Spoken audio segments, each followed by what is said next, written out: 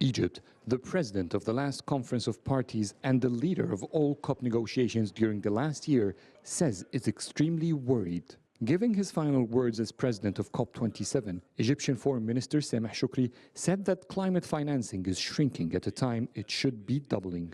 Rather than increasing climate finance from developed countries, actually it's decreasing in relation to the growing needs and the increasing cost of finance in developing countries. The expansion of fossil fuel exploration and production, in particular of coal, in countries that previously committed to substantially phase down. Another worrying sign is the increased gap in renewable energy expansion and availability. The United Nations climate body UNFCCC too is alarmed. We are taking baby steps, stepping far too slowly from an unstable world that lacks resilience to working out the best responses to the complex impacts that we are facing. We must teach climate action to run, because this has been the hottest year ever in humanity. So many terrible records were broken. Science tells us we have around 6 years before we exhaust the planet's ability to cope with our emissions, before we blow through 1.5-degree limit.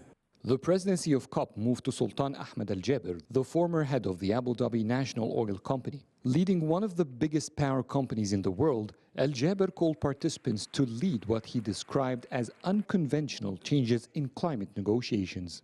Since Paris, we have made some progress.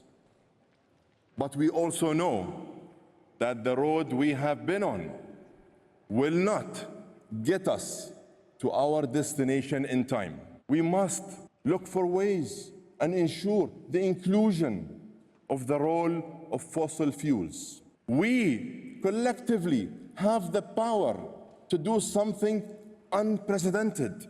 The UAE says COP this year will engage intensively with high-emission industries like aluminum, steel, cement and public transportation. Unlocking affordable green financing for developing countries and allocating finance for the Loss and Damage Fund remain to be a major challenge and a target for participants this year.